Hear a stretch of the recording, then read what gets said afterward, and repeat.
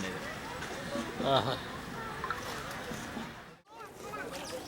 అందరికి క్షణార్థులలో నేను మీ పల్లె ప్రవీణ్. ఎప్పుడు తక్కువ చూపించడం ఎక్కువ, సూటిగా సుత్తి లేకుండా. హైదరాబాద్ ఫెస్టివల్స్ మరియు తీన్మార్ మీడియాకు స్వాగతం, సుస్వాగతం. మనం శిల్పకళా వేదికలో ఉన్నాం. ప్రస్తుతానికి ఇక్కడ హైదరాబాద్ మాదాపూర్ హైటెక్ సిటీలో ఉన్నటువంటి శిల్పకళా వేదికలో ఉన్నాం. ఇక్కడ ఒక్కసారి మన తెలంగాణ సాంప్రదాయంతో పాటు ఆంధ్ర సాంస్కృతి సాంప్రదాయాలను కూడా మన తలమానికంగా నిలిచినటువంటి మన కుల వృత్తులను, అదేవిధంగా మన సాంప్రదాయాన్ని, మన సంస్కృతిని తలమార్చే విధంగా ఇక్కడ మన శిల్పకళా వేదికలో ఏర్పాటు చేయడం జరిగింది. కాబట్టి ఒకసారి మన కళారూపాలను వీడియోలు తీసుకుందాం. అదేవిధంగా వచ్చిన జర సంక్రాంతి సంబరాలు కూడా ఉన్నాయి. ఈ సెలబ్రేషన్స్ కూడా హరిదాసు కీర్తనలు, మన బుడగజంగాల కథలు అవన్నీ కూడా మనం ప్రదర్శన చేసుకోవాలంటే ఏమి పిల్లగాడు ఇంత సిన్సియర్గా మాట్లాడుతున్నాను అనుకుంటా.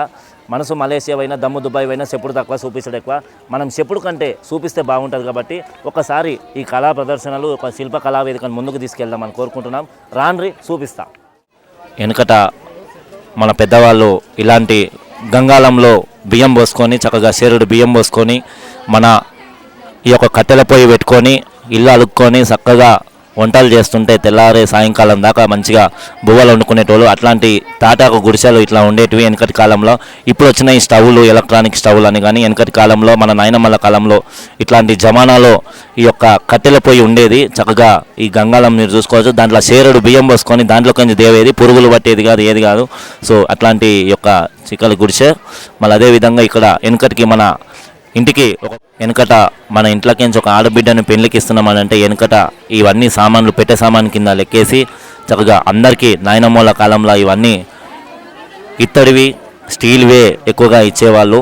సో ఇవి చూడొచ్చు వెనకటి. సో మీరు చూడొచ్చు, ఇది బేల్దారి పని. ఒక ఇంటికి మేస్త్రీలు, తాపి మేస్త్రీలు, అదేవిధంగా కూలి చేసుకుంటే ఏ విధంగా గంప తత్తన నెత్తిన పెట్టుకొని చేసేటువంటి కూలి పనులకు సంబంధించినటువంటి విశేషం ఇది. ఇల్లు కట్టేటప్పుడు ఇట్లాంటి బేల్దారి పనులు, లేకుంటే మన యొక్క స్వగృహాలు ఎంత గట్టిగా నిర్మిస్తారో ఈ బేల్దారి పనితోనే మనం చూసుకోవచ్చు. చక్కగా అదే విధంగా సో తెలంగాణ సంస్కృతి సాంప్రదాయానికి సంబంధించినటువంటి బోనాలు, ఈ యొక్క బోనాల ప్రదర్శన ఇక్కడ చూసుకోవచ్చు.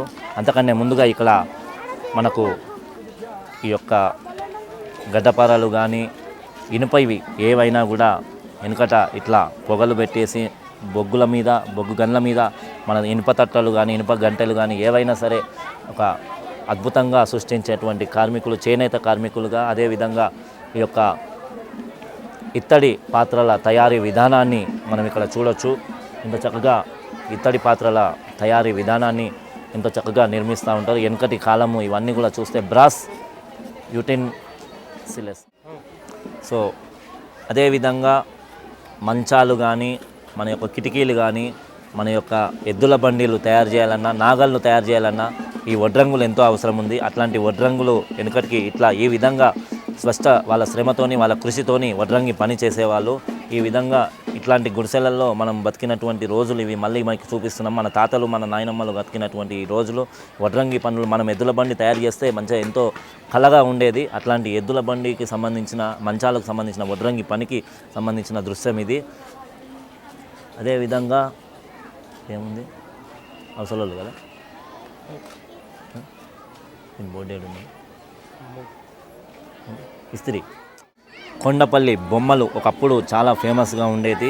బొమ్మల కొలువులు అంటారు కదా, కొండపల్లి నుంచి వచ్చేసినటువంటి బొమ్మలను చూస్తే అలంకరణ ఎంతో చక్కగా ఉండేది. ఆ కొండపల్లి బొమ్మల తయారీ విధానం ఈ విధంగా ఉంటుంది. ఇలాగా తయారు చేసేవాళ్ళు వెనుకట మన కొండపల్లి బొమ్మలు. ఇల్లు కింద నుంచి పైదాకా ఇల్లు చూసుకోవాలి. ఇల్లు డెకరేషన్ బొమ్మలు ఇవి.